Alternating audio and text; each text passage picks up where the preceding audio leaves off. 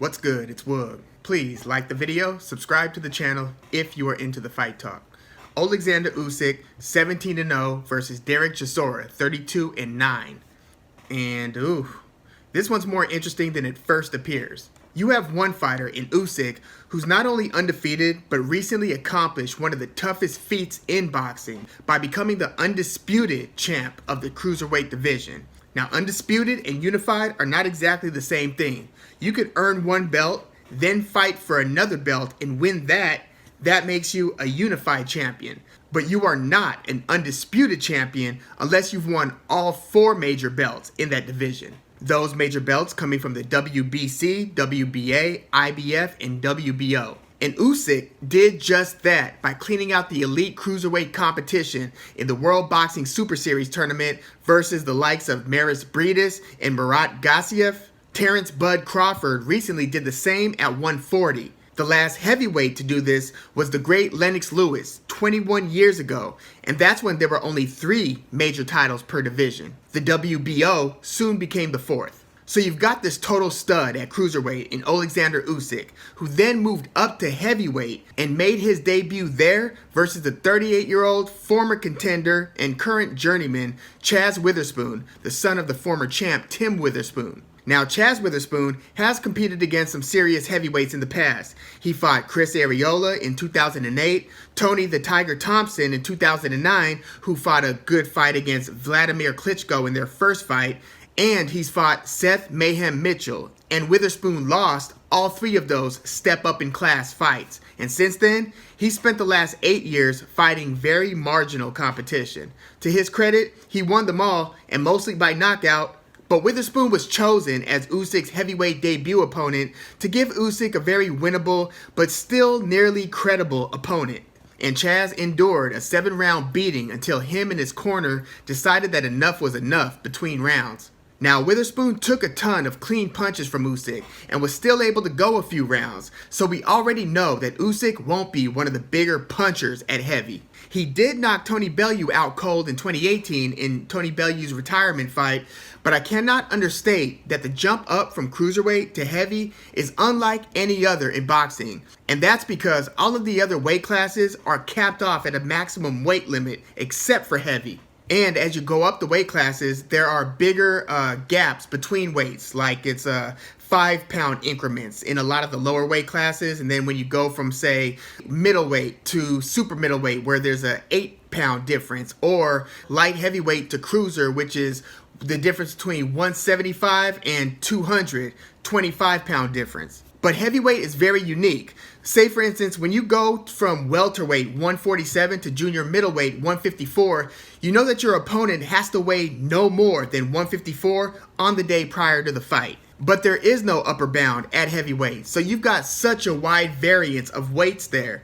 Sure, you might get an Alexander Povetkin who weighs around 230 and does have one-punch knockout power, mind you, but you might also get an Anthony Joshua at 240. Joseph Parker's around 240, so is Luis Ortiz. Dylan White's around 250. Tyson Fury weighed over 270 for his rematch with Deontay Wilder. This is going to be a lot for Usyk to deal with, but it's not unprecedented. Evander Holyfield had an outstanding championship-winning pro career as a cruiserweight before moving up to heavyweight and becoming the legend that we all now know, fighting much bigger men like George Foreman, Lennox Lewis twice, Riddick Bowe 3 times, John Ruiz 3 times. Now Holyfield made his jump from cruiser to heavy at 25 years old.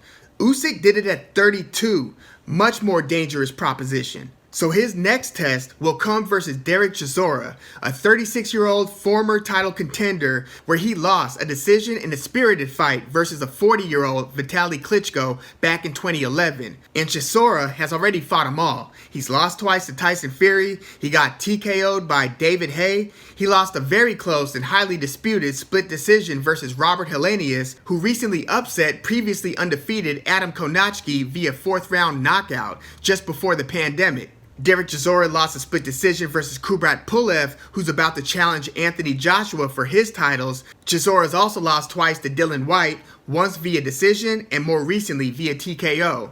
By now you might be wondering, Well, what the hell is it about Dereck Chisora that I'm supposed to get excited about? This just sounds like a bunch of elite boxers taking turns kicking his ass. Well, it's not that simple. I just gave you 8 of Chisora's 9 losses, so he obviously has trouble when he gets in there with boxing's best. But Chisora's also knocked out Carlos Takam, who almost became the first fighter to take Anthony Joshua the distance, and fought a very close fight with former champ Joseph Parker. Chisora's also currently on a 3-fight win streak, with his last 2 coming from a possibly shot David Price and versus a respectable Artur Szpilka, whose only losses besides the Chisora one were to Adam Kownacki, Bryant Jennings, and Deontay Wilder. So Chisora's career's kind of been a win a couple, lose to somebody really good, win a few, then lose to another elite fighter, and so on type of deal.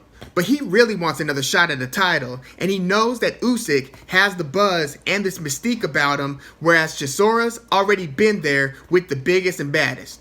He's a pretty aggressive, come forward and let your hands go type of fighter. He works the body well if you let him close the distance, which I'm sure Usyk will try his best to prevent. Chisora throws a lot of volume, but he is susceptible to jabs and counters, and his aggression has worked against him in the past. He is pretty durable. He's only been stopped 3 times.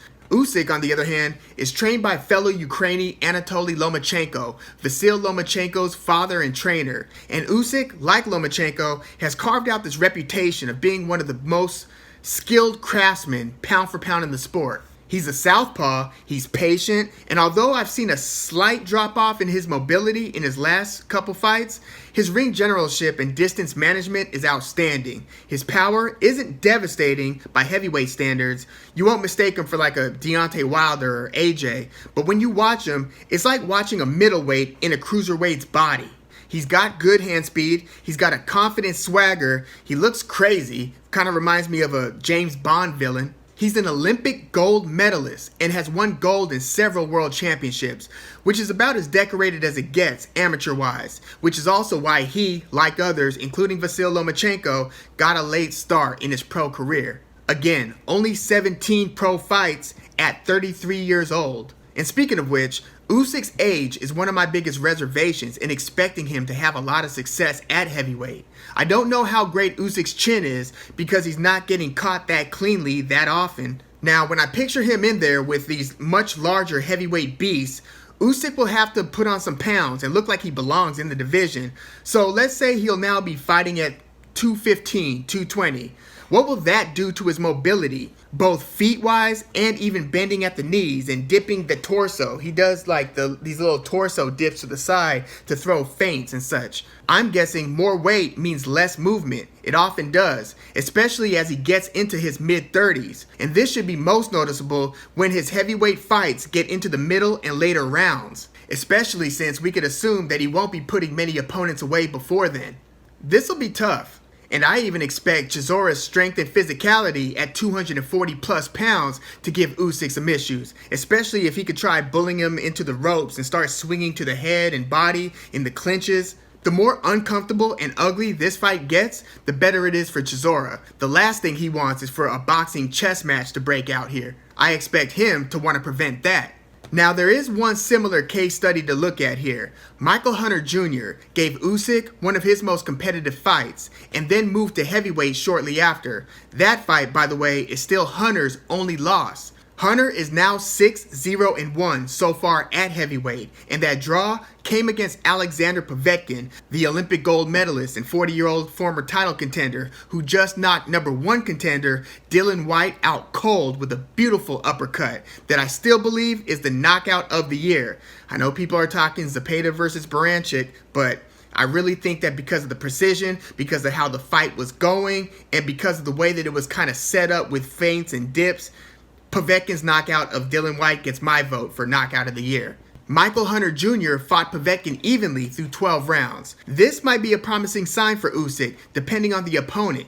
I expect Chisora to try not coming in too hot and throwing all of his best stuff and hardest punches in the first couple of rounds. I think he'll be smart. He's been around long enough to know that the bull in the china shop approach carries its own risks.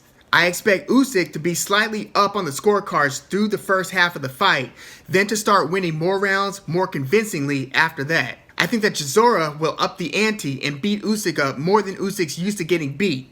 But Usyk is skilled enough to roll with most of what lands, but I think he'll be getting touched up in there, especially to the body, which is where I think Chisora should be focusing a lot of his attention. But I believe that Usyk's skills will win the day, but because of his lack of power and because of Chisora's resilience and knowledge that he could hurt Usyk if he could only land with the right combination, that Chisora will be tough enough to hang in there and take his decision loss. If Usyk is able to look really impressive and perhaps stops Chisora, then all bets are off in terms of what might be next for him. I doubt that he'll get an immediate title shot at AJ's belts, although Usyk is currently the #1 contender for the WBO title.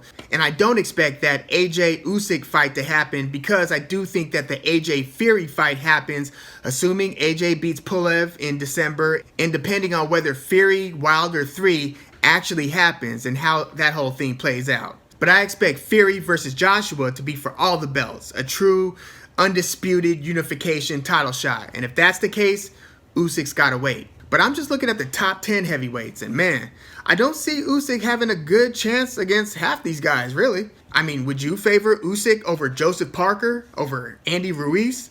I don't know, man.